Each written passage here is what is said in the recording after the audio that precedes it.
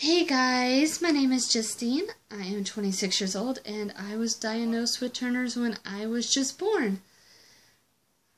Turner syndrome is a birth defect that affects 1 in every 2,000 girls and only 2% survive it. It is either a partial or absent X chromosome and it only affects girls.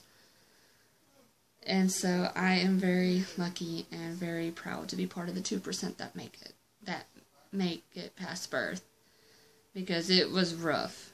When I was 2 hours old, I was care flighted from Granbury Hospital in Granbury, Texas to Children's Medical Hospital in Fort Worth, Texas, because I was barely breathing. I looked bad. They didn't know if I was going to make it through the night, and I did, because yay.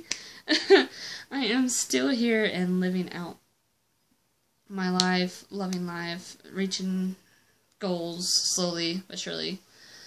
A lot of things associated or that comes with Turner's is coarctation of the aortic valve or a heart problem, which I was born with. Instead of a 3-leaf valve, it's just a 2-leaf. And blood was seeping back in, so they had to go in and repair it. And I was 4 or 5 months old when I had my open heart surgery. And I made it through that just fine. And I am now down to seeing my cardiologist once a year, which is good, because they are having to keep an eye on that area that they repaired, because it is ballooning. So they gotta make sure that doesn't get to a certain point, because they would have to go back in and try to repair it again or do something else. It's one of those, we'll cross that bridge when we come to it type moments. So, but yeah. Another thing is learning stuff.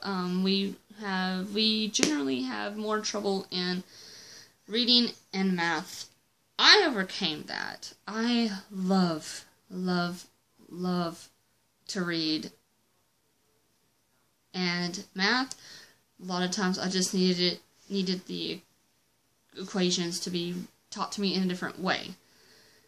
So I overcame those two pretty easily. Not only because of my mom and my grandmother, but because of my determination to be as normal as possible. And so, but I love to read. I have many books, and even have Audible, which is cool. I love listening to books on my way to work and when I travel. And another thing associated with it is hearing problems. I had tubes put in my ears twice. And I'm supposed to wear hearing aids. I don't have them in right now. I've got to clean them. So, but yeah. Problems, and it's not fun. I will eventually go deaf, which I'm not looking forward to, but it'd be kind of cool. But it's going to be cool to learn ASL, which I am slowly but surely learning. Another thing is the inability to reproduce. A lot of us do have the inability to reproduce. I was told growing up that I couldn't have kids on my own. I couldn't produce them naturally, but I could carry. I could still be pregnant, have the kid. But I was also told by another doctor that I can't even do that because of my heart problem. And honestly, to me, that was the hardest thing I ever had to go through. One of the hardest things I had to go through in life. But especially with Turner's, that was the hardest, because I've always said I want a family of my own, and to have that part of it just crushed. And I know I can adopt and I can foster, and I plan on doing that, because there are kids in the world that need a great home, that need loving parents, and when the time is right, I know I'm going to do that. But it's still kind of gut-wrenching and heart-shattering to hear all that.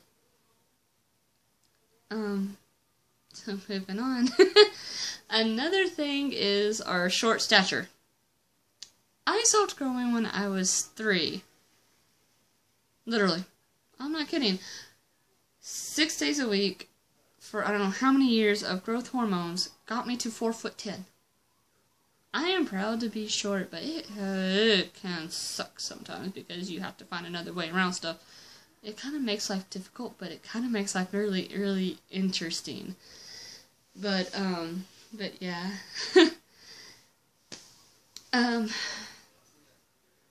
Another thing is the webbing of the neck and folds under the eyes. The webbing of the neck I had removed, so I don't have that wide of a neck, but I have scars, if you could see it, right there. I have scars from surgery. On both sides of my neck, from where they removed it. So I could have all the movement that I have today. And also, you can't really see because it didn't really do nothing, but I have darker circles under my eyes from the removal of the epicanthial, I think. I'm not 100% sure.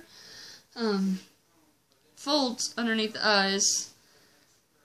So yeah, I've had many surgeries, from open heart surgery to tube spinners twice to corrective surgery there on my neck and my eyes, to a lot more. That it's been a pretty interesting life, in and out of living in and out of doctor's offices and hospitals. It's pretty neat, and also made me want to be a nurse, which I'm eventually going to go back to that.